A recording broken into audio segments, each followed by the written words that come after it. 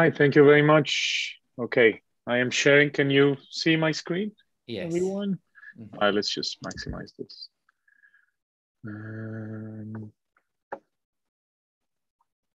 Okay.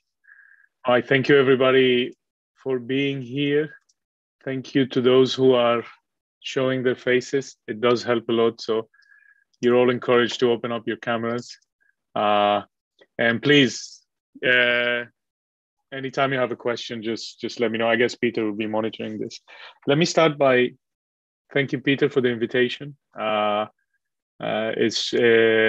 been following the 2D, 3D blog, and you guys have done an amazing job throughout this COVID, keeping us busy with tutorials and things to read.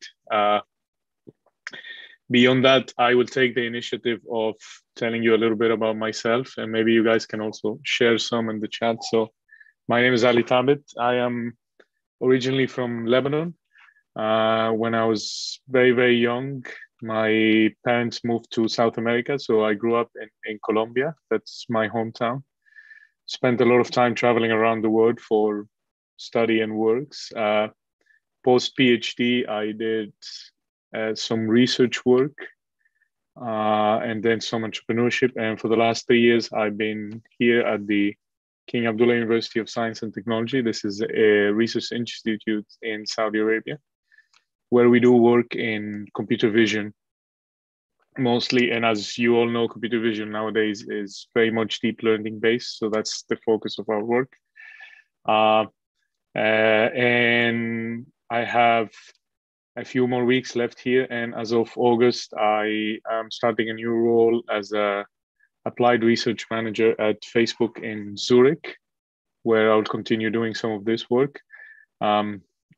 If any of these things interest you, please, you'll have my contact details at the end to reach me, and we can talk about anything that you want. But specifically today, I want to tell you a bit about the research or some of the highlights of the research that I've done in the last 3 years. And I wasn't sure how I wanted to present this work to you. So I thought the best way to do it is from a journey perspective, my own journey throughout this work. So I want to tell you a bit about how I got involved into this and how, by looking into the world of 3D and point clouds, I ended up working with Graph Convolutional Networks and how we managed to find applications in places where you wouldn't consider, like in videos. We will not go into the theory of graphs or how you build some of these complex systems. Instead, what I want to focus on is on talking about the applications and how we found ways to apply this. So if you give me 1 second. Okay. Okay. So this all started with my interest in understanding 3D data and this analysis of the 3D world. So, of course, it brings this question: why would you be interested in 3D and not just looking at images and video from a computer vision perspective? And you know, the first answer is always we actually live in a 3D world, and somehow there's this innate intuition that if we can process and understand data from a 3D perspective, we will get a more realistic understanding of what the 3D world looks like. So based on this idea, the goal of looking into the third dimension when it comes to computer vision and deep learning in here is, can I learn to describe the world from 3D data? Can I learn to do these tasks that we can do in 2D, but do them when I have access to 3D data? Under this assumption that, you know, 3D data can be more representative. So we'll take this assumption in mind and we'll try to move on. Here are some applications that the world is already using somehow. And they have started to sparkle this interest in there. So how do we look into it? Where is this interest sparkling from? Well, recently, we have seen an increase in the amount of sensors that are producing 3D data. We have these time of flight sensors, RGBD sensors, and these the very popular ones that we use today are LiDAR. So today, LiDAR is exploding, and we are getting all this information. And here's an example of what you usually see on a self-driving car environment. What's interesting about these things is what kind of data do you get for it? And the usual thing is getting these really raw, unstructured point sets, or what we refer to as point clouds. And based on this, so what is the best way to analyze this kind of data? Now, we know from 2D images and video that deep learning is the de facto way of going. It's shown some impressive results, and convolutional neural networks are now state of the art, and they surpass human accuracy in many places. So here comes the idea in mind. Now, if that's the case for 2D and video, can I apply something similar in the world of 3D? And as many of you know, I'm sure we've seen some of these things, is kind of yes. So if I have this this input that is a 3D input now, and I want to feed it to my standard convolutional neural networks, can I get something out of it? And the answer is probably yes, but it's a bit difficult. We're really not there yet into doing that. So what we're going to do today, you and me, is we're going to look at what is it that we generally do, what are these best ways in which we can process this kind of 3D data using deep learning. And we're going to be focused specifically on 3D point clouds. And as we'll see, one of the ways in which we can represent 3D point clouds is using a graph data structure. And if we can represent them using a graph data structure, that means I can process them using graph convolutional networks. So we'll delve a little bit into the world of graph convolutional networks. What are these basic principles on how we run these operations? And we'll see how our research has applied some of these GCNs into point clouds, and how this synergy that you get when you do research, where you start from, you know, I want to do this specifically for 3D, and you end up finding applications in places where you don't expect, and that's what we're going to do for video. So let's start with point clouds. In the world of 3D, there are generally several ways in which we can represent and interpret 3D data. In its most raw format, 3D data is represented by this unstructured point set, which we are calling here a point cloud. But this is not the only way in which I can do it, obviously. There are more structured ways of doing it, which is using voxels and meshes. And nowadays, I'm sure you've seen a lot of this boom in implicit representations, which are a bit more interesting and more complex to analyze with. Today, we're going to focus mostly on point clouds, and we're going to talk about how we do this on point clouds. So sorry, just give me a second.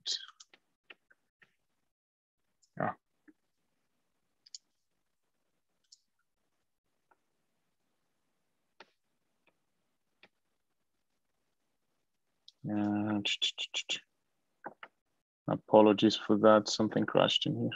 No worries, no worries. We're back. Oh, good. So, slideshow.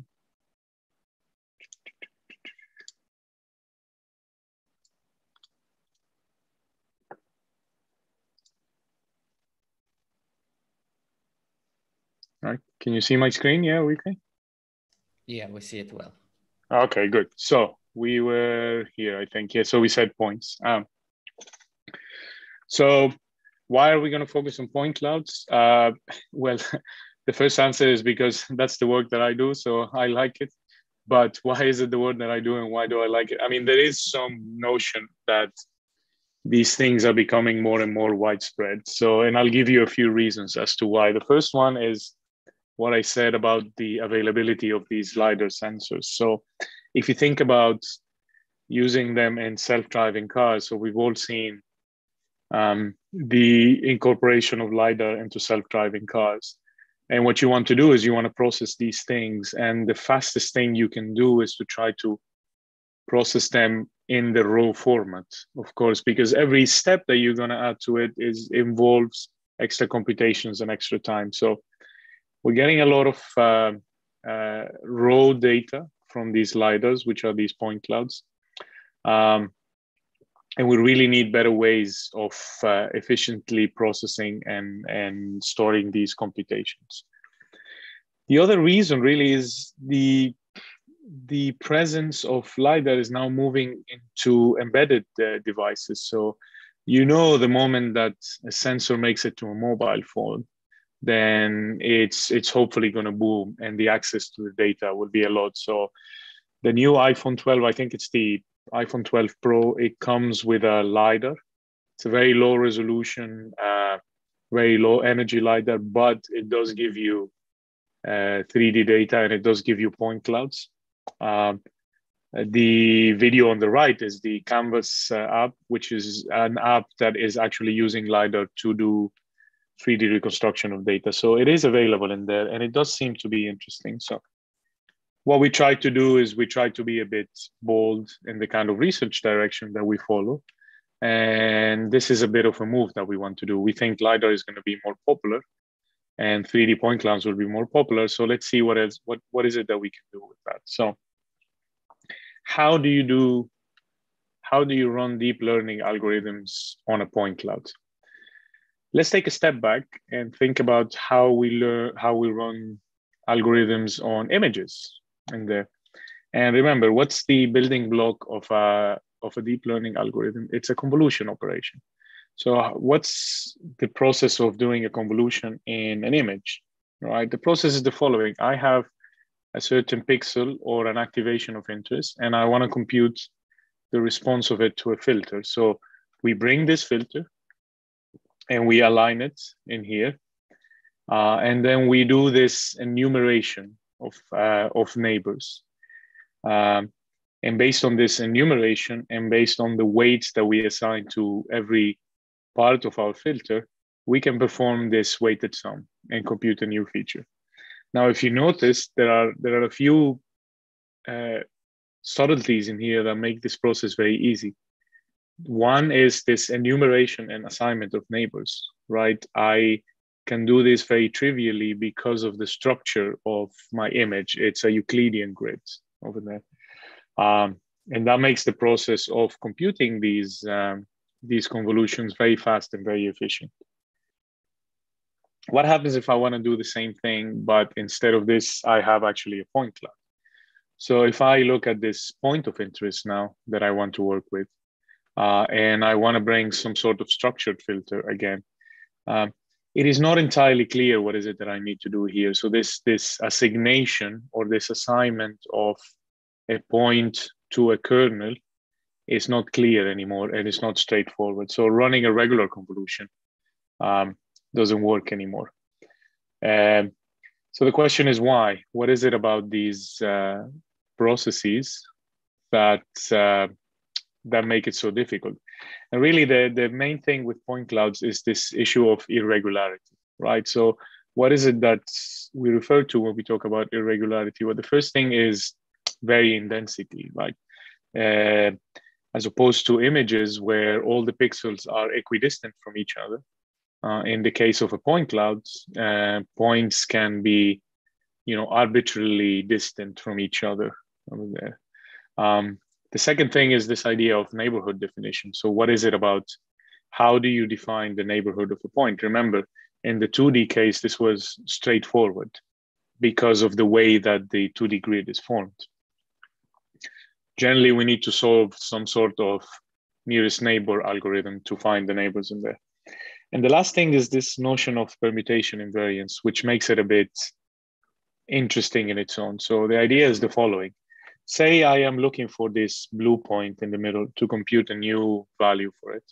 And I have found a way to do this neighbor computation using like a ball query algorithm here.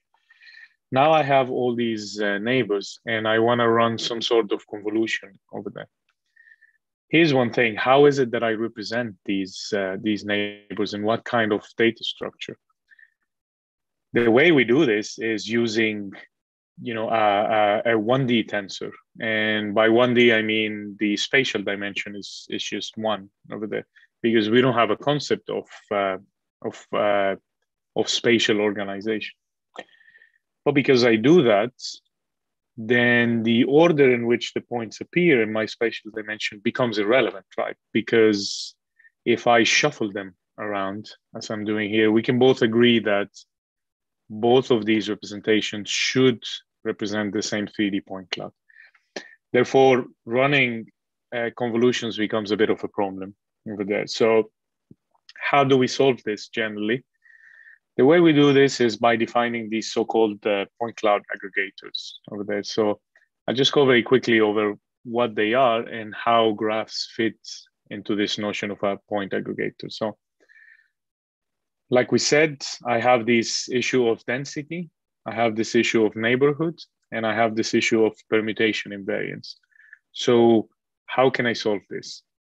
The first work, and I'm sure a lot of you are aware of this, was PointNet. So with PointNet, they looked at the point cloud and they said, okay, I don't care about density. This is not something I'm going to worry about. I don't care about neighborhoods. I'm just going to process all the points independently. And to solve for this issue of permutation invariance, I am going to aggregate the points using a permutation invariant function. What is a permutation invariant function? Where it's, any function where the order in which the operands appear does not affect the solution. Like a mean, like a max, like a sum.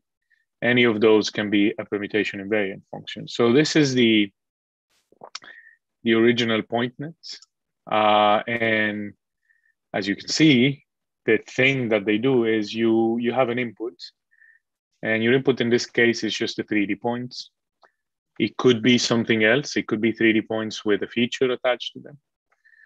But what they do is, if you ignore these transforms, what they do is they feed them to these MLPs. So MLPs are multi-layer perceptrons. And what's a multi-layer perceptron? A multi-layer perceptron is basically a fully connected layer with a batch norm and an activation function, like a redo.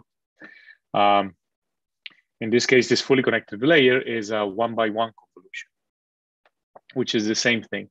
And the whole point of doing this is because you can operate on each point independently over there. So really all they're doing is just feeding a bunch of these MLPs one after the other. And then you do a max pool. So if you look at the global feature, and we can all agree that it doesn't matter in which order the points are fed, this global feature will always be the same. And that's why this function becomes permutation invariant. Now, if you're doing classification, for example, you could take this feature and feed it through a bunch of fully connected layers and get some classification scores. There are ways in which you can do it also for segmentation, as you can see in here. And this was great. This thing, when it first came out, it was almost revolutionary, and it was getting very, very decent results over there. One problem that PointNet has is this issue of local context. So because I'm operating on every point independently, then I have no idea whatsoever of what the local context of a point is. Now, is that a good thing or a bad thing? In the past, we would think that's a bad thing. I think nowadays, with this whole boom of transformers, maybe it's not that important. But assuming that we're comparing with CNNs, in CNNs, the whole idea is that you hierarchically build these local features. And with PointNet, we're not doing that. So what is it that we can do? We can come and use these so-called pseudo-grid methods. Okay, so they attempt to define basically a 3D kernel, and they perform these permutation invariant functions within them. So the whole idea of them is the following. Again, you have a point of interest that you want. And then what you do is you define some sort of geometry that you're interested in. So for example, the geometry that we're defining here is spherical. So I'm showing a cross section. Imagine this was actually 3D. So you would have some sort of sphere. And you divide the sphere again geometrically. So we're going to divide it into quadrants. So you end up having 8 over there. And what you do is you assign a weight to each one of these sections of your sphere. So think about this sphere as a square kernel in a convolution, in a 2D convolution. And then we can do something very similar to what we did in 3D, which is I will come center this sphere in the point of interest, and I will do this point to kernel assignment, okay? So point to kernel assignment is also a geometric operation where I pick every point in my neighborhood, I assign it to one of the kernel weights. Once I do that, then I can run these operations. So inside every kernel area, I must do a permutation invariant function. Remember, because the order of the points inside doesn't really matter. But for each output that I get, for example, F2 in here, I can now aggregate them in a geometric way, because these are the points that should be in this specific geometric area. And there's a whole bunch, if you read most of the point cloud literature, it's really a bunch of different ways of designing these kernels that we have. So one of the ways to design one of these kernels and to run these operations is by looking at graph convolutional networks. So this was a very long introduction of just to get to this point over there, but it was maybe also an idea for you to know a bit of the motivation behind some of this work and why point clouds are interesting somehow. But one way in which we can process these point clouds is by looking at graphs and modeling them as graphs. So before we go into how you do that for a point cloud, let's look at it from a more generic perspective. Graphs in general are very interesting data structures because they appear a lot in our everyday life. And, you know, we've seen a lot of them, right? Social networks are popular now because you have these graphs that try to predict how people behave and who they would interact with and blah, blah, blah, and all that. But you also have chemical molecules, drugs, citation networks, like I said, point clouds and meshes. So graphs are all over the world and they're very interesting. Like CNNs don't work with point clouds, regular CNNs will not work with graphs for basically the same reasons. There's no regularity, there's no structure in there to do with that. So GCNs are what are coming to save us in this structureless world.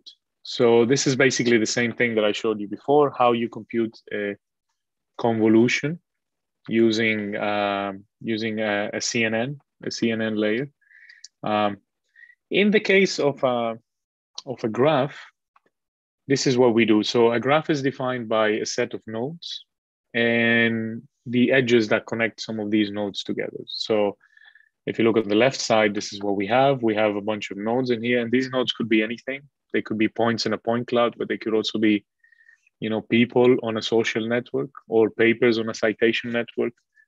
And then what we do, the interesting thing is because we have these edges defined, then we have a neighborhood already defined. Okay, so remember in the case of point clouds, we had this issue of, I don't know who my neighbors are. I need to compute them.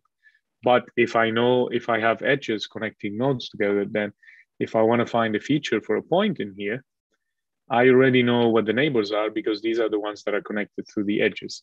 And then what I can do is I can compute a convolution using the equation that you see here. So if we distill this is one form of doing it, maybe the simplest, but if we distill it very quickly, you see that so I'm computing the feature for node HI at a certain layer. And then sigma here is your typical nonlinearity, so a ReLU, for example. But what goes on inside is two things. I have two weights that I can use. I have W0, which is the weight for my, point in the middle, the one that my node in the middle. But for all the other neighboring nodes, if you notice, I'm only using one weight, W1 in here. Why am I using one weight? Again, this is because of this permutation invariant problem. In reality, you have no guarantee that the nodes will appear in the same order every time you run a convolution, because for a graph, there's no definition of order of nodes, right? Your nodes, your neighbors are a set. There's no way of saying, this is my first neighbor and this is my second neighbor. In a general graph, you might have graphs where you define the distance between points and you might say, okay, I am organizing by distance, but in general, you're still bound by this permutation invariance function. So that's why we use only one weight over here. In a more generic form, this is what a GCN computation looks like. And if you want more information, and I will send links for all this, the PyTorch geometric library has a very interesting set of documentations where they can explain a bit of the theory here. But what this big equation is saying is saying if I want to compute the feature for a new node, xi at layer L, what is it that I need to do? So what I need to do is I need to look at the features of xi at layer L minus 1. And I need to look at the features of the neighbors of xi. And these are the ones defined by xj over here. So somehow I want to process xi and the neighbors xj. And potentially I could also have features that define the edges between every xi and its neighbors. And these are the ones that you see here with eij. I want to take all this and I want to run them through some differentiable function like a multi-layer perceptron. So for every neighbor that I have, I do some computation that depends on the node, the neighbor, and the edge. And then I aggregate them all using a permutation invariant function, like a sum or a mean or a max. So that's what this square means in here. And then finally, because this part is for the neighbors, what I get by doing this is I get a feature that represents the interaction of node xi with all its neighbors xj. And then I take this feature and I process it again with my feature node xi through some other differentiable function here. Again, most common thing that people would use is an MLP or a 1-by-1 convolution. And this is it. Every graph convolution operation is some form of this equation. This equation is generally known as the message passing equation. And really, we the computer vision and deep learning people, we kind of got late into the world of graphs. There's been a lot of development of graph theory for many, many years. I mean, the social scientists have been running these equations since the 60s, I believe, but not in a differentiable fashion that you can fit in to use our deep learning framework. So all that this is doing is it has reshuffled the way we compute this to fit within the idea of running back propagation and learning parameters and fitting it to our data. So I guess that's what makes it interesting for us. But here's an example, okay, of a very popular graph convolutional network that is specifically for point clouds, okay? And this is a paper from 2018. There's a bunch of authors in here. Michael Bronstein is one of the most famous, and he's somebody that is doing a lot of work related to graphs, graph neural networks and graph convolutional networks.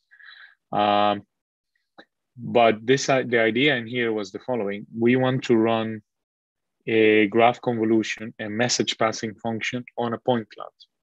So what do we do? They developed this idea of an edge convolution. Okay, so an edge convolution is a type of message passing or a type of graph convolution. It's kind of the lingo that we've been using over there.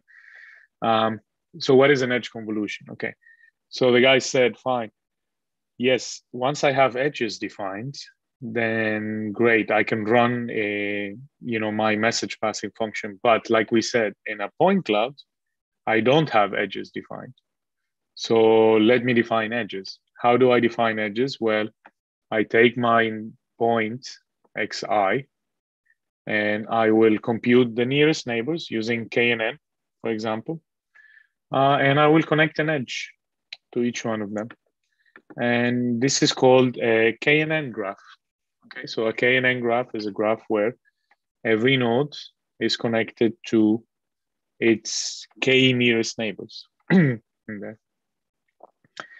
Once you have that, then you can compute a function. So you might look at this equation and it looks a bit different from this one, but in reality, it's the same thing over there. And if you see what we're doing is I have xi.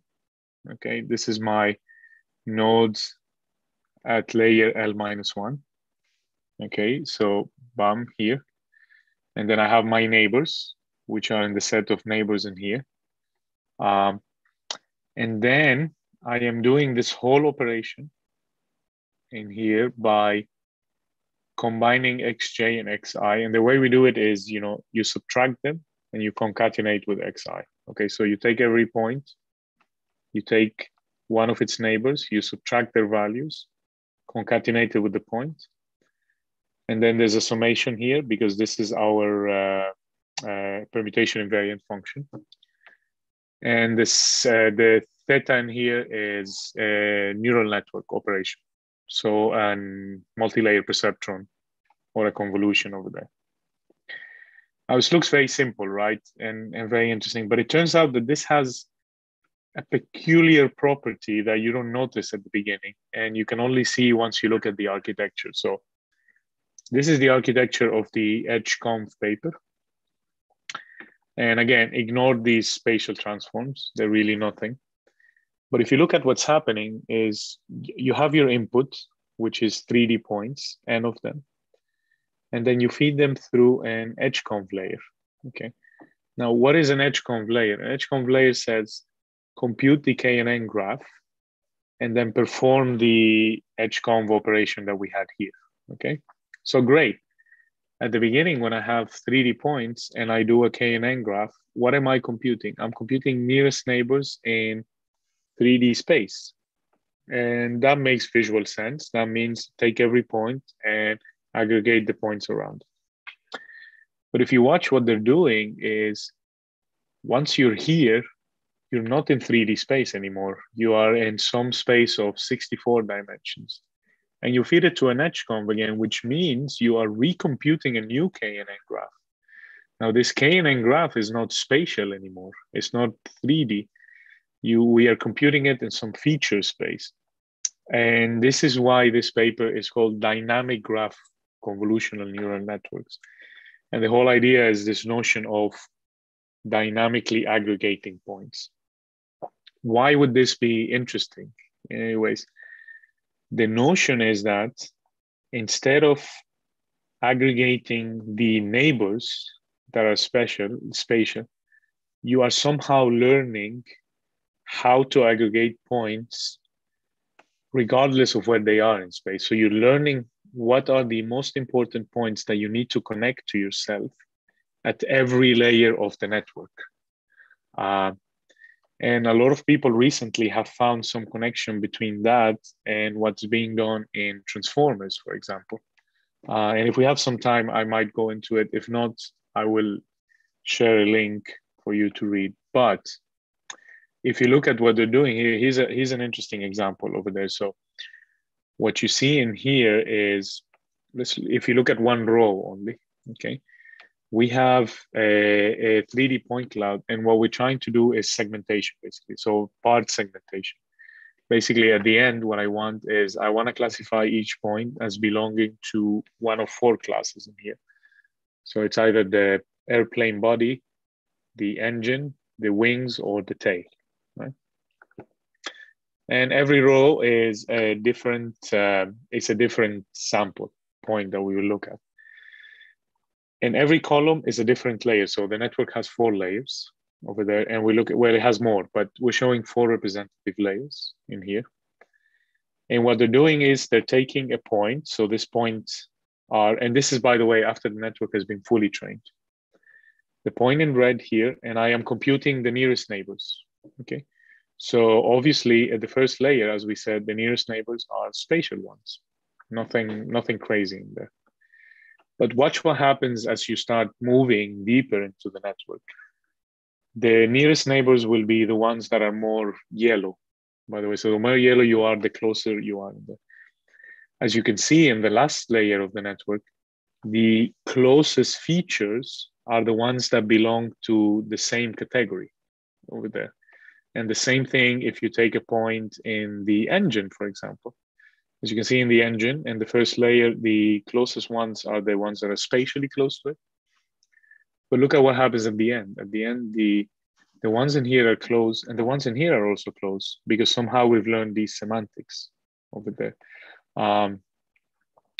And we found this quite fascinating. And as I will show in the upcoming, in the video work, it turns out that this has some interesting applications for the world of video. But this is one way in which we can do message passing or graph convolutions. And again, this is called EdgeConv.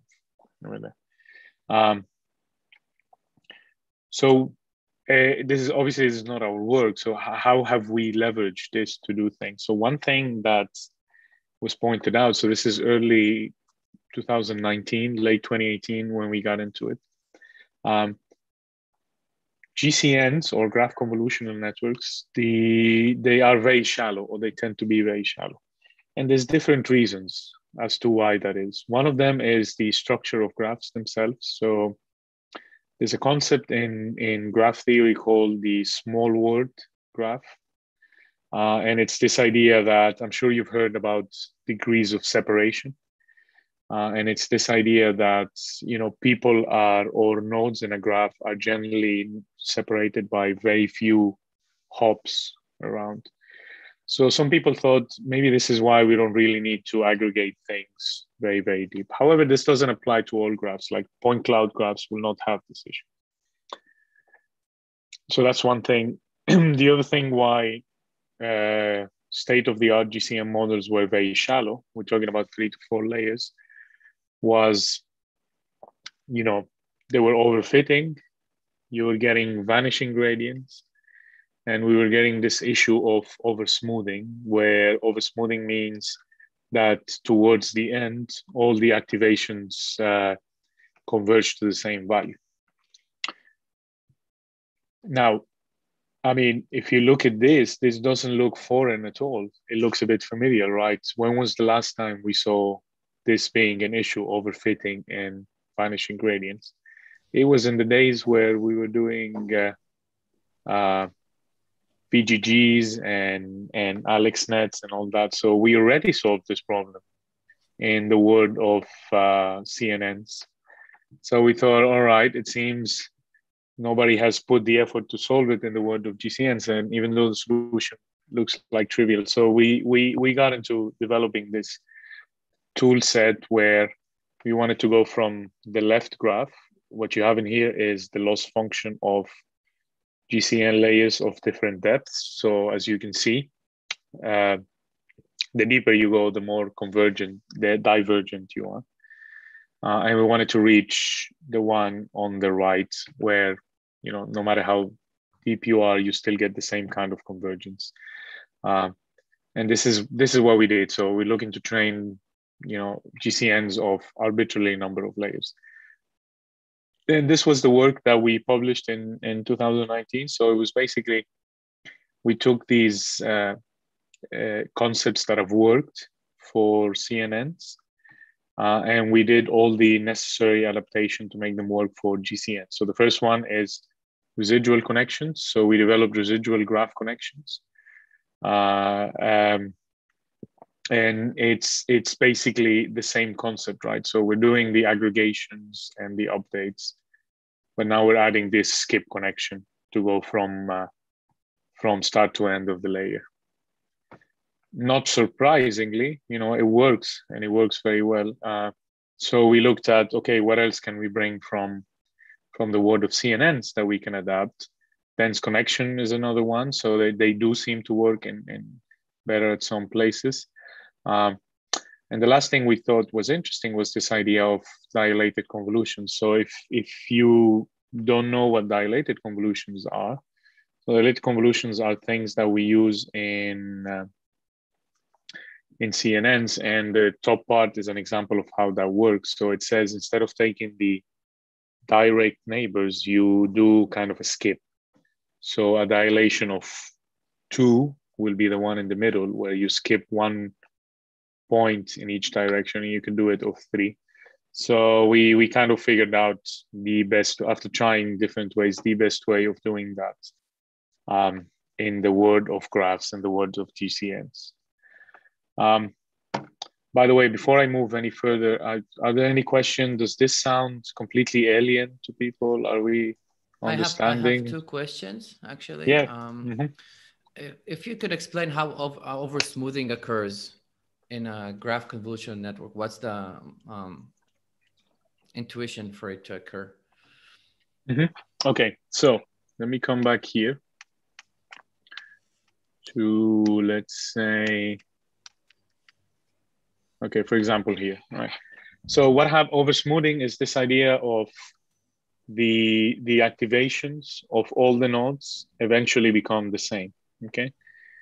What's happening is that the problem of this is that we are multiplying by the same weight every time. So once you have this weight and you multiply with it again, so think about what happens in the backward pass. You're computing a gradient, right, of all the values. And then because the weight is the same that you're multiplying everywhere, there's nothing changing in here from gradient to gradient. So this thing eventually converges to being the same value of it.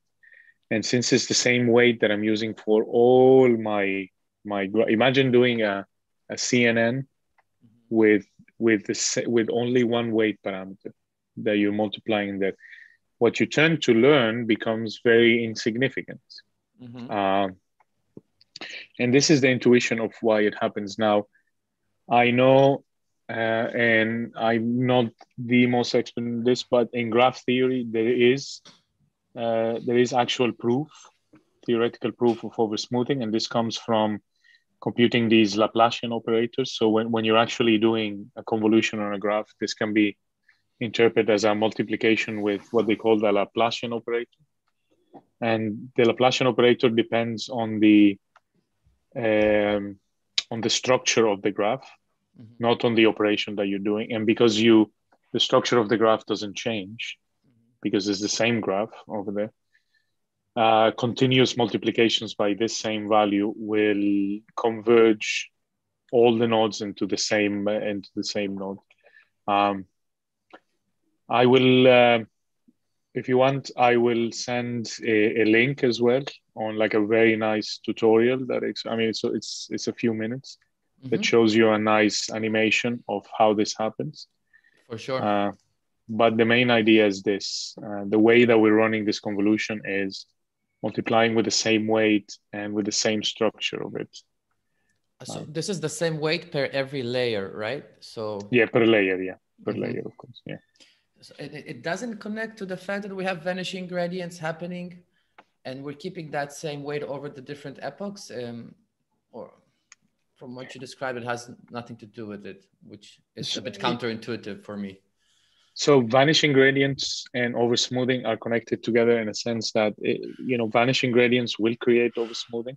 But even if you solve the vanishing gradient problem, you can still get oversmoothing in certain cases. It is not entirely clear when and how.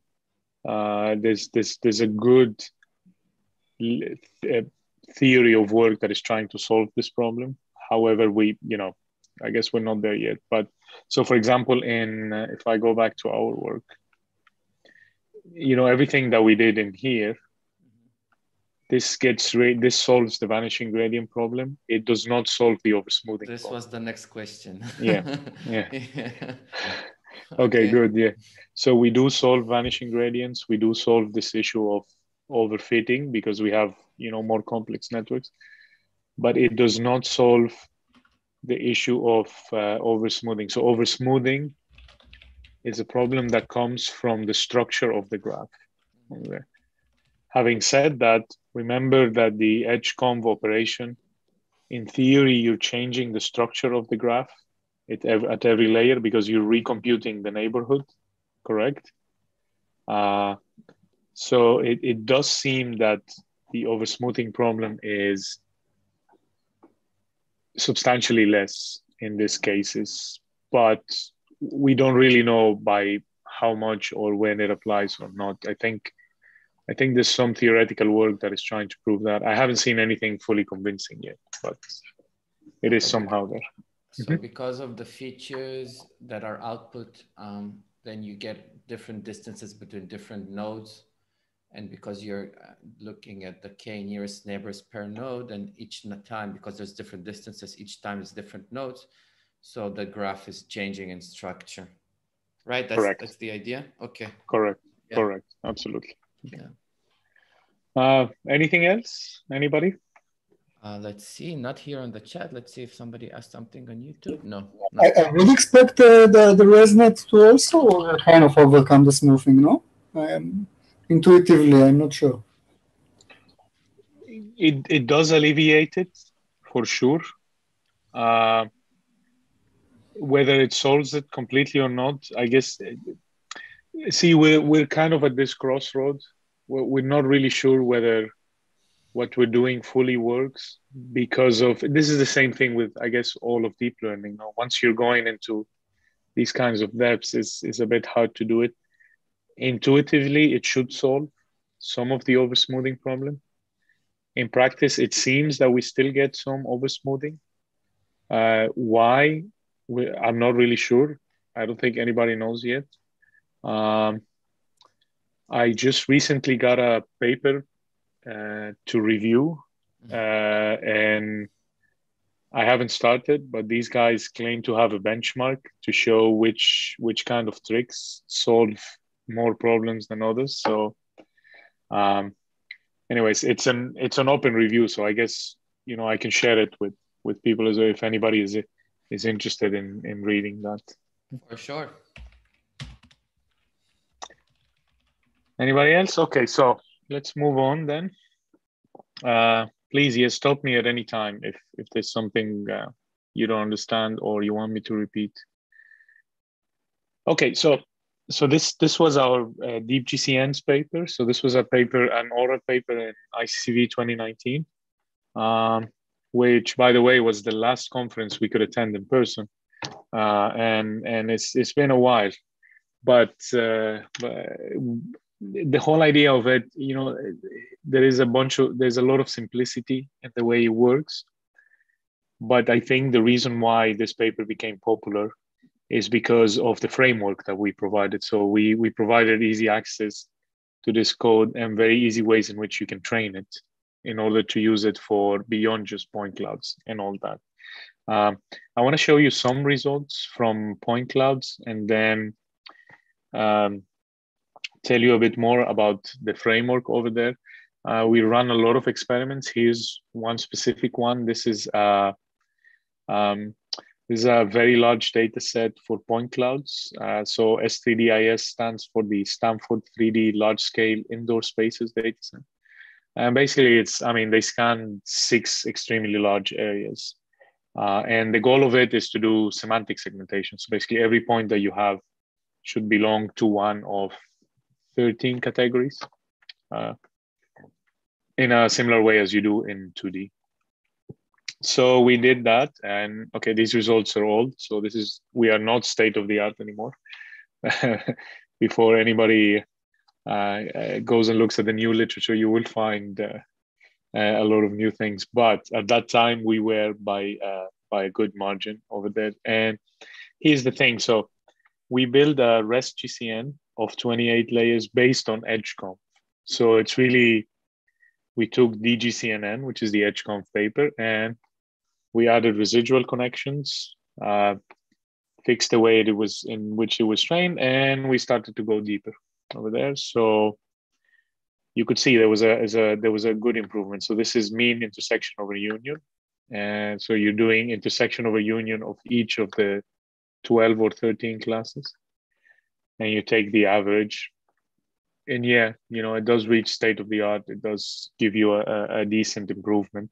So this is the head-to-head comparison over there. And you can see there's a good boost over there. GCNN was probably, I think, 8 or 9 layers, and we go up to 28. So the question is whether this applies all over the board. And then, yes, I mean, again, these results are not surprising. So if you don't use a residual connection, you get some benefits, but eventually you start diverging and your results become nonsense. If you do use residual connections, you do see some, steady but nice growth over it. And then we reach these points where we're not really diverging, but this is why I was saying that we probably still have some over smoothing. It seems, and I've seen some papers where they've looked at our code and they have shown empirically that there is some over smoothing once you increase the number of layers. However, we recently published a paper in ICML, so this was just announced. And I will also send the link about that, where we actually show that you can we trained a GCN with, I think, over 1,000 layers. And it showed fairly steady results over there. But you do expect to this. If not, then eventually you would start overfitting because you won't have enough data for it. Isn't longer? Yes? Isn't for 1,000 layers example? Isn't just longer training time eventually would solve the smoothness and everything? Like, isn't that the cutoff time of the training time would affect the results? I believe that's the main thing. So the 1,000 layers one was, the goal was something different. The problem in there is memory, because you cannot backprop through 1,000 layers in GPU memory. What that paper was trying to solve was the memory issue. And the guys that work with me, they solved it, and then they showed that you can train. But yeah, and you cannot, if you take this as it is and you try to stack 1,000 layers, then you can't do one epoch in the backward pass as it is. There has to be some memory solution. Okay. Thanks. All right. Here's some qualitative results of this. So basically, on the first column, we see the input that we get. So the input is a point cloud, and you also get the color of the point, of each of the points. And then you have the ground truth. So I'm showing you in here the legend of what every color, the class that every color belongs to.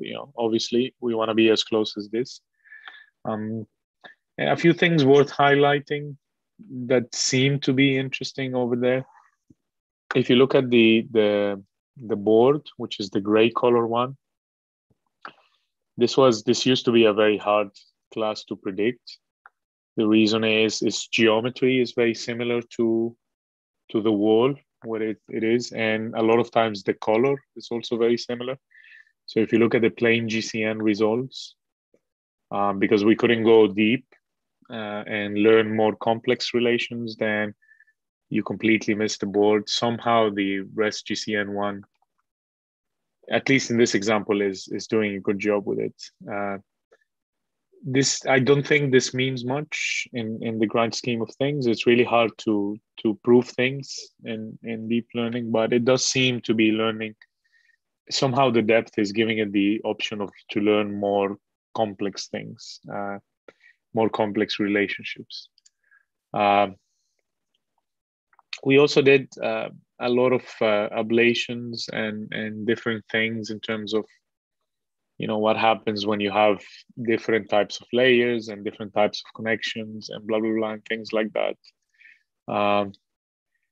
Additionally, we took this idea, and then remember we did it for the EdgeConv, which is the one where it's Red's EdgeConv, but there's a whole bunch of other operations like GIN or Graph Sage and Graph Attention Networks and all that. So you can see implementations of these deep networks using all these different things in our platform. So if you go to DeepGCNs.org, you're going to find in there basically all the work or most of the work that my research group does related to graphs. You'll also find a link to the PyTorch, TensorFlow, and PyTorch geometric implementations of our different DeepGCN tools. It's been very interesting to see how the the community has adopted some of this work. So it's been nice. Our repo is very popular nowadays, and people have been using it for a whole variety of things beyond just 3D. So we've seen people using it in biology and drug discovery and social networks and a bunch of other things. Obviously, our focus as a group is in vision. So the question is, how do we leverage these things to solve more computer vision tasks? And this is where the beyond part of our journey is all about. So we did do a bunch of other things related to GCNs for object detections, we looked at adversarial attacks in some of these graphs. We have a paper that was in CVPR this year for graph super resolution. The biology work that I told you about. We also had a paper CVPR of last year on neural architecture search for GCNs. And I'll mention briefly two of these applications because they're somehow 3D related. But I want to talk to you about two that are not 3D related, and they are related to video. And I think the interesting part of this is, you wouldn't think that a very structured data structure like video would benefit from these kinds of unstructured representations. And as we'll see, we do find ways in which we can benefit from it. So this is one of the works that we did related to detection, object detection in 3D. I'll send you links for this. I don't want to dive too much into it, but it was just trying to apply these deep GCN backbones into object detection pipelines and point clouds. Turns out that for a bunch of things, it does give you good results, particularly for these really hard ones. And, here's some examples of how that looks like. We also looked at, this is from ECCV 2020. This was some work related to adversarial attacks. So I heard Peter saying that you guys had or will have a talk about transferable robustness and transferable adversarial attacks. Yeah, we had and we will have a few actually. Yep. Okay, good. So this is a very interesting topic in the world of robustness. We had one paper in which we show how you can transfer adversarial attacks to different point cloud networks. Now, this wasn't specific for graphs, but we showed how this works in the world of graphs, and we had some results in here into it. Turns out, for some reason, these dynamic graphs are very hard to attack, so they serve as a good ground to develop really strong attacks that you can transfer to things like PointNet and PointNet++, which you just completely destroy with this. So again, the notion is using some pipeline, which I'm omitting here, but maybe we can talk about it very quickly. But the whole idea of one way in which you can do transferable adversarial attacks is to learn this autoencoder that understands your data. So we first train this autoencoder with a bunch of training data. And then when we attack, we try to attack the input so that it fools the autoencoder and the classifier. And the idea of this is that because if the output of the autoencoder, it has to be some data that is within the manifold of your input. So if you're fooling it by staying within the manifold, which means the data kind of looks similar to your original data. That's a bit of the intuition over there. But the pre-trained classifier part in here is the point cloud network. It turns out is if you take a GCN in here, it's very hard to attack it. So you need a lot of effort to get to fool this network. However, once you do, this becomes fairly more transferable. So what does transferable mean? It means I take the same perturbed point cloud in this case that I perturbed with the GCN in mind, and now I feed it to another network like PointNet. Will it fool this network as well? It turns out that, not always, but if you do it with a GCN, you will get the most transferability. Okay, so here's some examples of yeah. Ali, I'm not sure I understood. If you can repeat, I'm sorry for asking, but just to make sure that me and others understand, could you repeat what you just said about the transferability part? Okay, yes, yeah, of course. So, I mean, whatever this pipeline is here, the main idea is that at some point you have your network in there. Mm-hmm. So we have some networks. So let's say it's one of our DeepGCN networks. It's in here. Mm-hmm. Now, how do you build an adversarial attack? You build an adversarial attack by perturbing your inputs. Mm-hmm. And you compute this perturbation using the network itself, mm-hmm. Okay? Mm-hmm. And then that at the end will give you a perturbed point cloud. Mm-hmm. Now, we know that this perturbed point cloud will fool this network. Okay, so it's a chair, but it will predict it not to be a chair anymore. So for example, here, it's supposed to be an airplane, but it's predicting it as a bookshelf. So it has fooled the network. Mm-hmm. This is what it means. Now, what does transferability mean? Transferability means that even though I designed this perturbation to fool a DeepGCN network, if I take it as it is and I feed it to a different point cloud network, will it also fool that network as well? If it does, then that means that my attack was also transferable. Mm-hmm. Because generally speaking, that's not the case. What you do is you build an adversary for every network separately. Mm-hmm. And in the world of 2D, I think, well, as you guys have seen and will see, there's a lot of interesting transferable attacks over there. This was, if I'm not mistaken, it was the first paper to do this for 3D. But yeah, so based on this, the whole idea was that the network that you construct the perturbations against could be anything. But if this network happens to be a DeepGCN, the perturbations that you get will be more transferable. That was not the goal of our paper. This is not what we were doing, but this is something that we noticed from the data. So if you look at this curve, what does this curve say? It says, the at the left, when the norm budget is 0, it means I have no attack whatsoever. And as the norm budget decreases, it means I'm starting to add more and more perturbations to my point cloud. So as you can see, the GCN drops slower. The accuracy drops slower. They all get to 0 at some point, because at some point it will not look like a object anymore. Okay. But it turns out that it is harder to attack a GCN than it is to attack some other networks over there.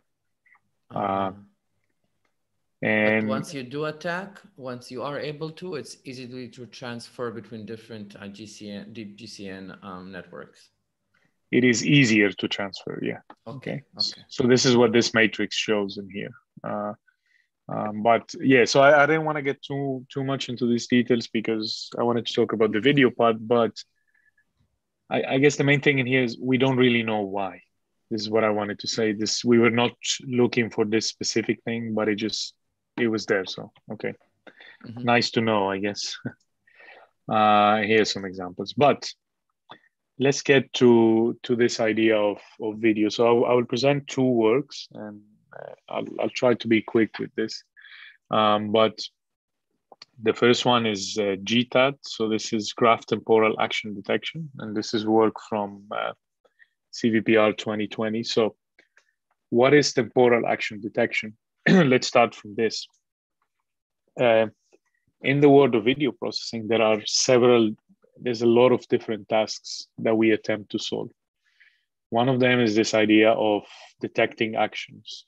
And it's very simple. If you're given a video as a set of frames, your goal is to define if there is an action in the video. Your goal is to define the starting time, the ending time. This could be in seconds or in frames, and the class of the action. So if you look at the videos in here, the start and end time are defined by the the green area, and the class is cliff diving. Okay. Now, there's been a lot of different networks that work specifically for detecting actions in video. Some of the popular ones were the ones that would run 3D convolutions. So instead of just going spatially, you go temporally as well. And they seem to work very good. One thing that is somehow interesting and peculiar about how we humans perceive video is that we don't only use the information of the action itself to say, oh, here's the action, but we seem to also use information beyond or before the action. And when I say information, I'm basically saying frames, like visual frames. In fact, there's a lot of psychological studies that show that humans can look at one frame of a video that is not part of an action, and with fairly decent accuracy, they can tell you what the action is. They can even tell you when the action will start over there. So if you're looking at the long jump, if you look at the first frame, and I only stopped at the first frame, a lot of people know what's going to happen and how far away it's going to happen. So this extra information, we refer to it as context. What we came to do with G-TAD was, can we leverage graphs, a graph structure, in order to learn how to incorporate context during a video? And what we did was basically the following. We defined a graph. We defined a video as a graph. Okay. So what you're seeing in here in this circle is the frames of a video. Every frame, it's not really a frame. In video, what they do is they look at snippets. So because you cannot process 60 frames per second. It's just silly. So you pre-process every few frames into what you call a frame feature. But it doesn't matter. Imagine they were frames. And then we say every frame is a node in there. And then if you look at this, I have basically 4 types of nodes. I have a node that is the action itself. That's the green nodes. I have a node that represents background, which is the yellow ones. And I have a node that is the start of the action. That's the red one. And I have a node that defines the end of the action. And that is the blue one. So in this video, I had two actions, the first one and the second one. And the idea of detecting this is we call it subgraph detection. So a subgraph is the part of the graph that represents an action. Now, if you look at the connections between the nodes, they look a bit funky. So these, what we call dependencies in here, these are the edges. So you always have an edge between a frame and the frame before and the frame after. This is just, the regular convolutions that you do. But we define a second type of edges. And this is what we call them semantic edges. You can think of them as context edges. So the question is, how do you define these edges? And are they useful in any way? So this is what the whole paper was about. G-TAD is this network in here, which takes features of frames or features of snippets of frames. And then it builds these graphs of the nodes in there. And we stack a bunch of graph convolutional layers on top of each other. And then at the end, we have a new set of features for every frame. What kind of graph convolutions do we do? So we do this thing called GC next, and I'll present what that is, I think, yeah. So we'll talk about it on the next slide. And then the part that's at the end, which we'll go over through, this is very similar to what faster RCNN does in 2D. So if you're familiar with object detection, fast RCNN and fast RCNN, you'll see that they practically the same. So I'll get to that into a moment. So again, this is my video that I've represented with nodes, and every node is a feature of a frame. And I will connect nodes together in two different ways. Okay, so that's why I have these two graphs or these two layers. The first one is the temporal, which just means every node you connected to the node before temporally and the node after temporally. And then I'm going to do this semantic graph or context graph. And here we're going to use EdgeConv. So remember, and how do you compute an edge in EdgeConv? You compute nearest neighbors, right? And the nearest neighbors, they don't necessarily have to be the ones that are temporally close in there, right? So the nearest neighbors could be, if we're lucky and we do this properly, the network will learn to compute features for the neighbors that are context neighbors, and then it will learn to connect them to each other. So that's what we do. We have these two streams in every layer. One does the temporal convolution. The other one does this semantic convolution using EdgeConv.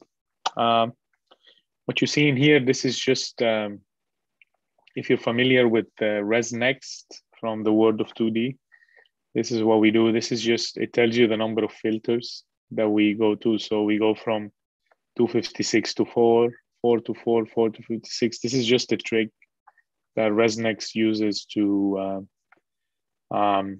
simplify memory. And then you run a whole bunch. This doesn't really matter. You could put anything you want in here. This was just the thing that gave us the best results. But our main contribution is this idea of using a graph to learn the semantic context.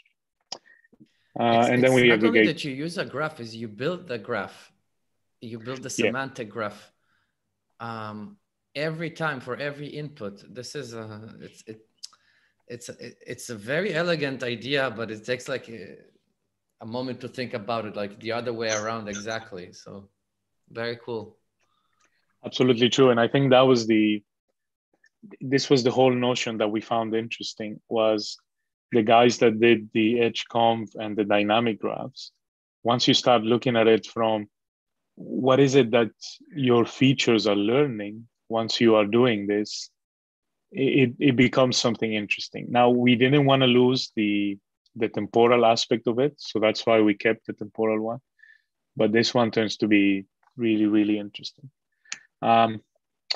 On top of that, so this is what we're doing. We have these two graphs, and then we add them together at every layer. As I said, there are a bunch of other things that they are exactly the same as what faster RCNN is. So we did faster RCNN implementation for graphs. And there's been some attempts to use this to do subgraph detection.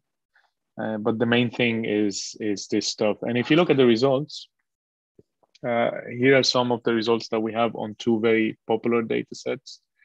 And yeah, I mean, the results, they do show that we get the improvement and all that, but, and some ablations in here. But here's the interesting thing.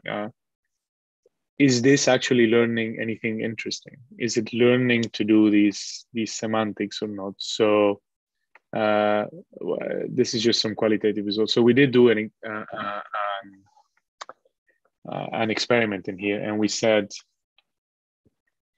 here's a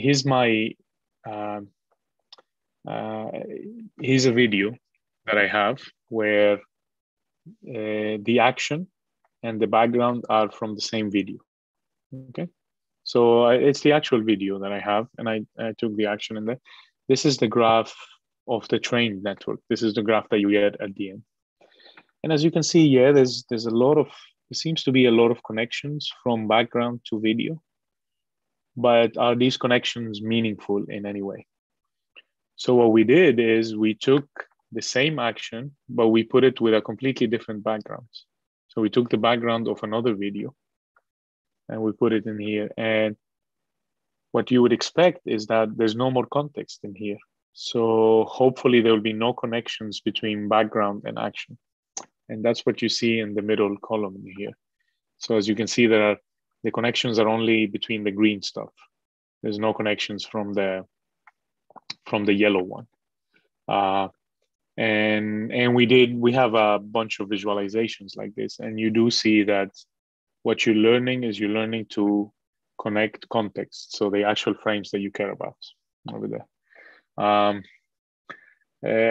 This is another example. It's just showing you that, as you train, the deeper you go and the more epochs you have, the more connections of context connections you will have. It's just showing you that it's kind of converging into a result over there. So that was very cool in terms of results that we had, and we really like it. Do we have any questions about this? Anybody? What I'm confused about is that before we used point cloud for generating the graph, the connections were between the points, and here we are making graphs between frames, and I'm not sure I fully understand how they're related. Sorry, I didn't get the last part. You don't understand what? Again? Yeah. So what was the last? So you don't understand how we generate the video graph, or you don't understand the relation between this and the point cloud stuff? The relations. How do these two graphs kind of being combined, or is it combined in any way? It's not 100% clear. Okay, so let me go back to this stuff, and I'll just try to explain it again. Yes. So. What we are doing specifically for this one is, first of all, the actual graph convolution operator that we are running is the same one that I presented from the point cloud stuff. But the way that we're doing it here, so think of, you take a video, and let's say your video has 10 frames over there. Now, a frame in the video world is represented by a feature vector. This feature vector is computed using some pre-trained backbone. And sorry, so I skipped a lot of these details, but you get, so every frame is represented by a feature vector over there. And now the idea is, so think of this, they become like point clouds. So a point cloud is a bunch of points where every point is represented by a feature vector. Okay. Now, the thing about video is that in point clouds, the order didn't matter, but in a video it does. Right? If you shuffle the order of the frames, you get a completely different video. So when you think about it, using a non-structured representation shouldn't, it's in theory, it shouldn't help you that much, because all you do is you put them in temporal order and you do convolutions across the temporal domain. So what's happening in the bottom part of this graph is exactly that. We're just doing a temporal convolution over there. So you're doing a convolution following the temporal order. What we said is, let's also do this dynamic convolution. So now the temporal convolution, you're connecting every frame with the frame before and the frame after. And that's it. So it's all local in there. But if we compute k nearest neighbors, so let's say for every frame, I'm going to compute the 5 nearest neighbors in the feature space.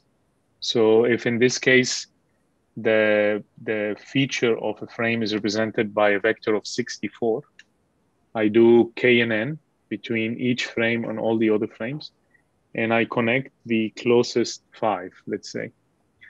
For example, in this case, I'm connecting 1, 2, 3. Yeah, I'm connecting 5 in here to this one in the middle. I'm okay with that. I don't know if you want to continue. Okay, fine. Yeah. Moving to the more abstract representation in the feature space. Okay. Okay, good. Okay. Well, I think we're out of time, right? We are, but this is extremely interesting. If there is more, we can continue, even though we are. It's mostly dependent on you, Ali.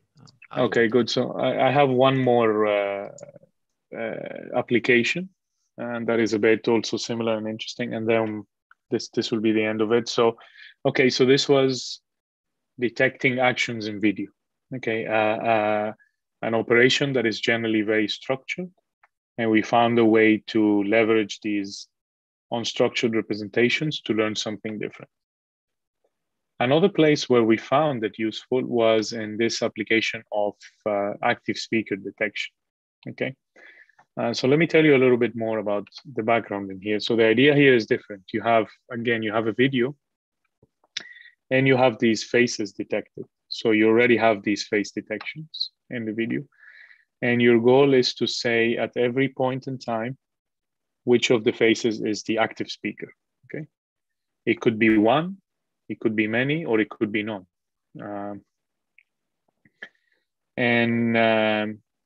This is something that relies on both audio and video. Now you can say you could know from the video alone whether somebody is speaking, but of course you could move your mouth without making any noise. So you still need the audio part in there. And what's the traditional way? How do people do this? So what people do is they take every face crop that we have. So in a video, you have different face crops at every frame, and you have different face crops at different frames. So you have a lot of face crops for a video. So what you do is for every few frames, you take all the face crops and you take the audio of these few frames. And then you have the shared audio for all the face crops, but you process them independently. So you take the face crop, you feed it through some video CNN, because you have, the temporal movement of this face crop, and you feed the audio as well. And that will give you two features. Whatever these, there are a lot of different CNNs that can do that, but each one will give you a feature in the end. So you have a feature for the face video and a feature for the audio. You fuse them, and then you predict whether this one is speaking or not. So if you think about training this for the ground truth, you'll have a 0 if it's not talking during this little segment, or a 1 if it is. great.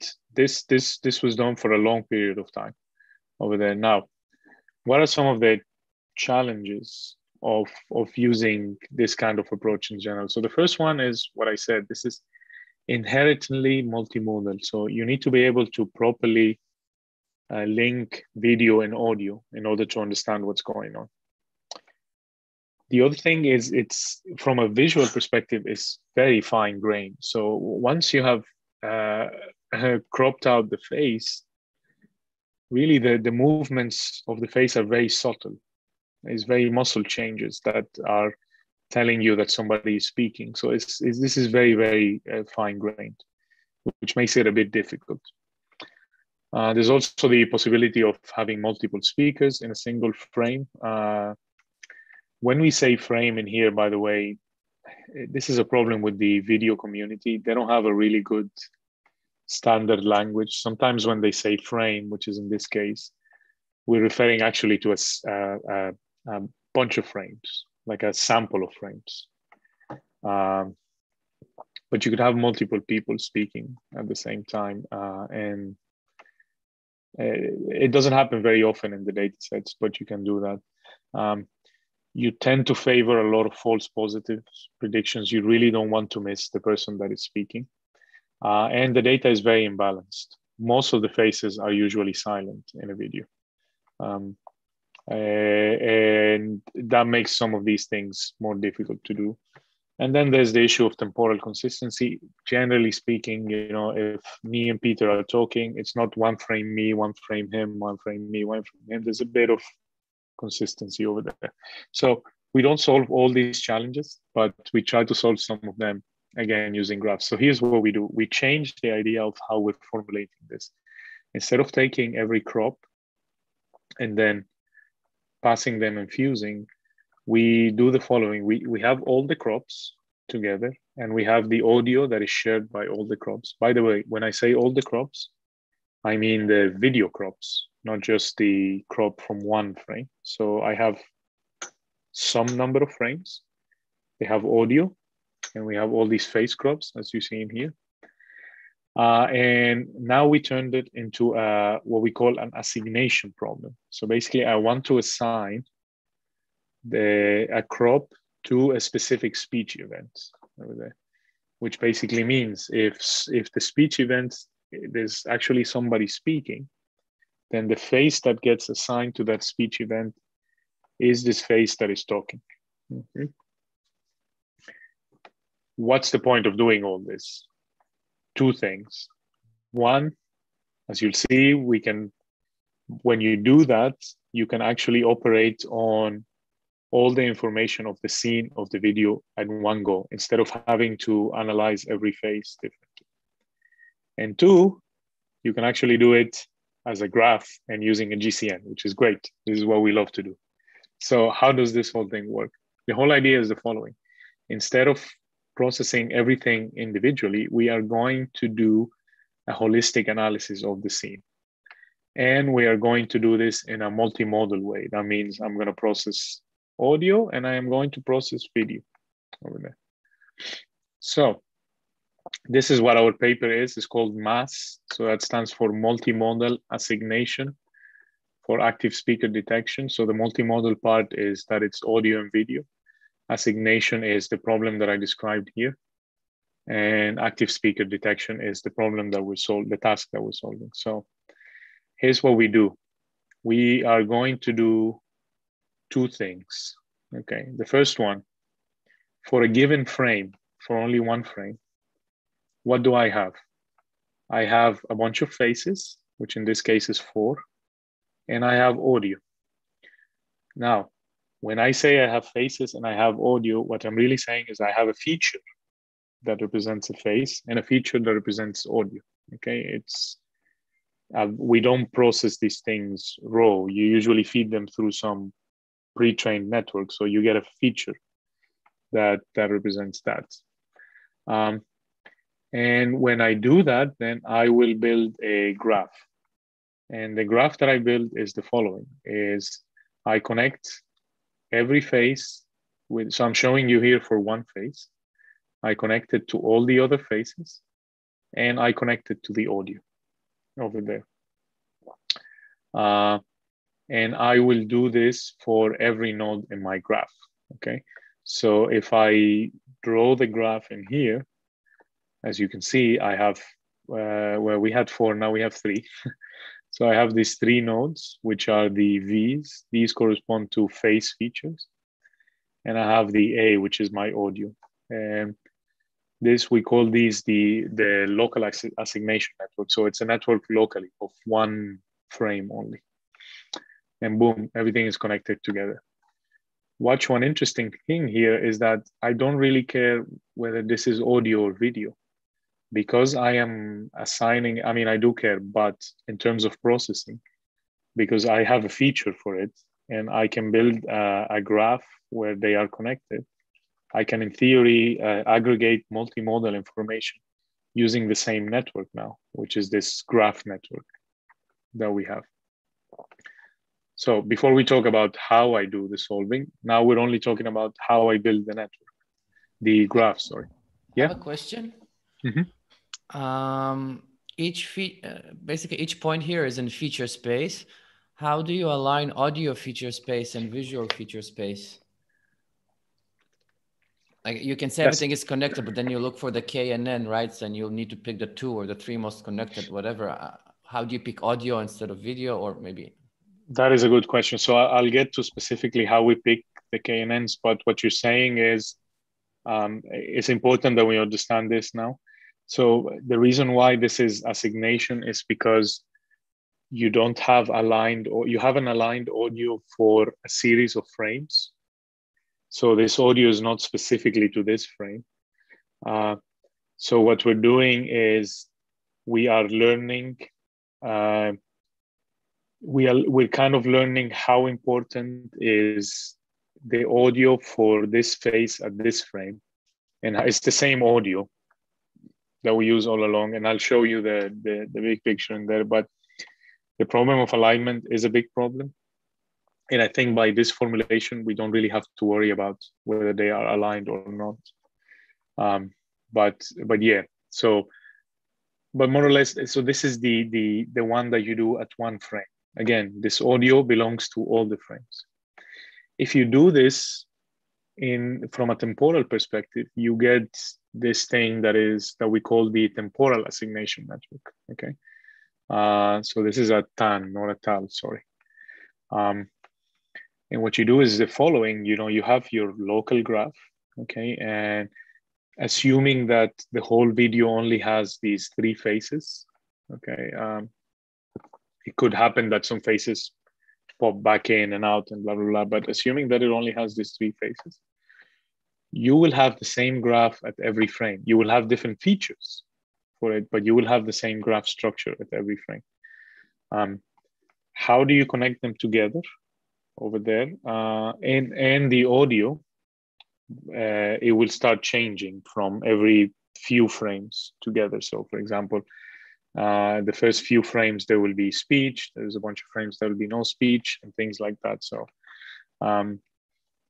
we need to break down the audio into somehow, and the audio people have found ways of, it's the same way that you do with the frames. You group a bunch of frames together, you take a chunk of audio and you process them. And then if you look at this very ugly complex graph in here, it's all that it's doing is it's saying, yes, locally you do this assignation, and then temporally, let's just do temporal for now, which is just connect every frame with the one before and the one after, and every piece of audio with the one before and the one after, right? And that works. Now you end up with this super graph that you can process using any of the graph convolutional networks that we do. So by the way, we haven't done any KNN stuff, right? This is all just assigning everything to everything, which then brings the question, what happens if you start adding more edges into there by learning, some of these dynamic ones? So that's what we did. We took the same concept we had in G-TAD of having these 2 layers, these 2 parallel tracks of computation. One of them was the regular one, and one of them was the dynamic one. And then we got some results with it.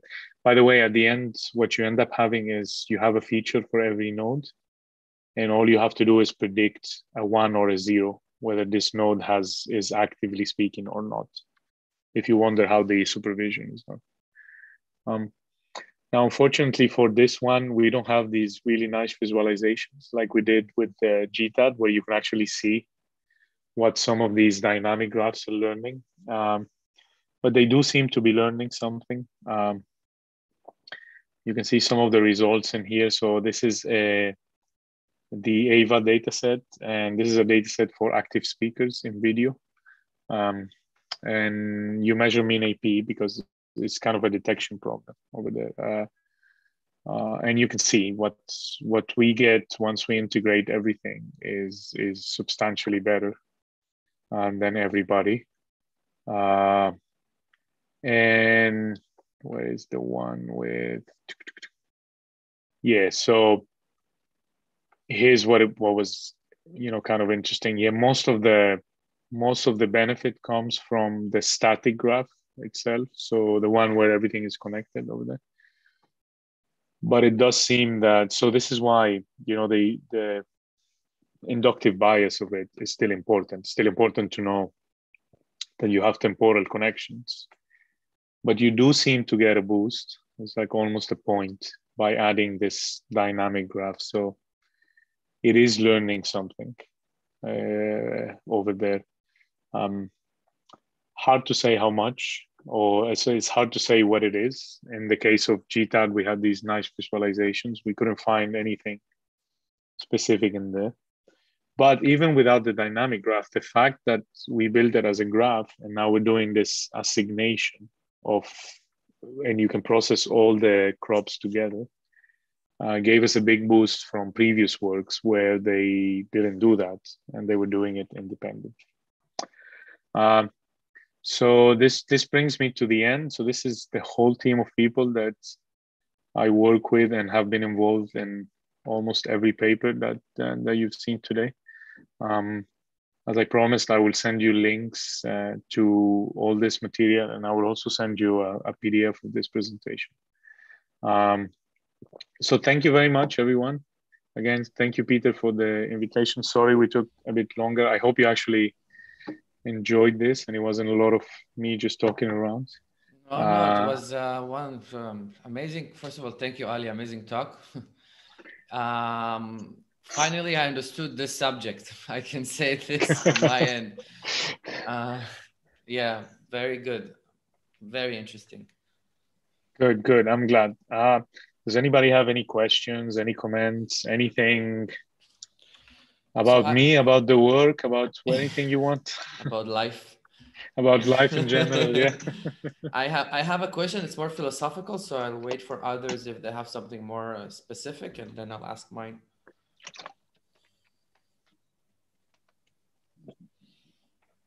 If it's a bit too much and you don't want to ask in here, you'll get all my contact details as well.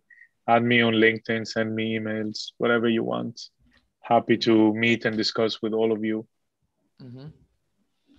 So maybe in the meantime, I'll ask mine.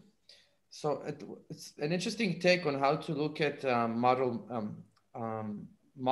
multi-modal matching questions, mm-hmm. right?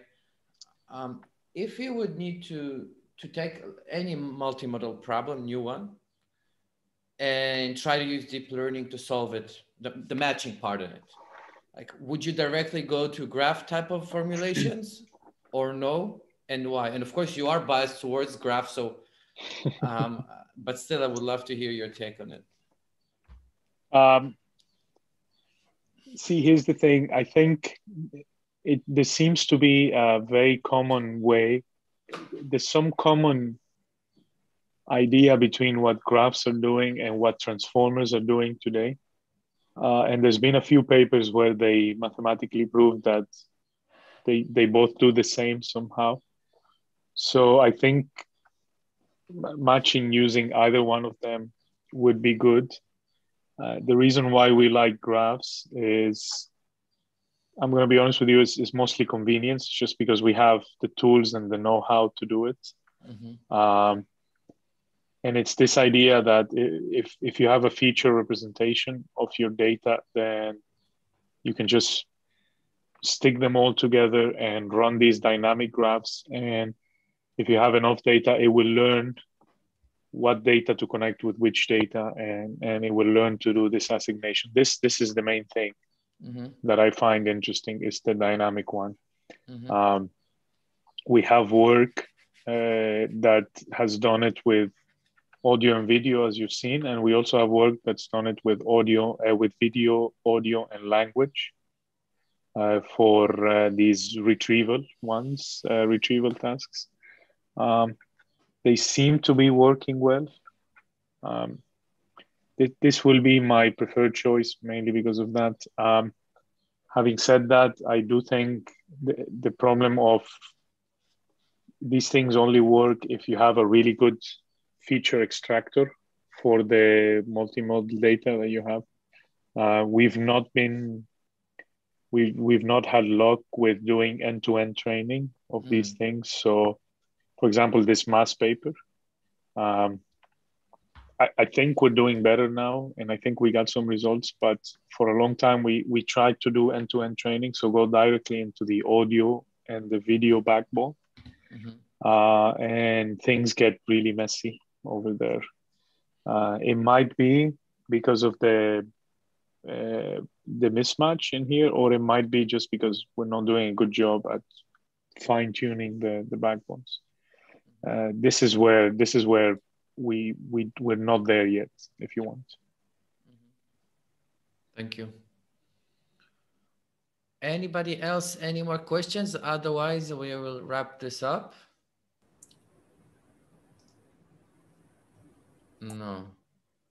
Okay, Ali, again, thank you for this talk. We will have this recorded and posted with the chapters, so people can browse through it.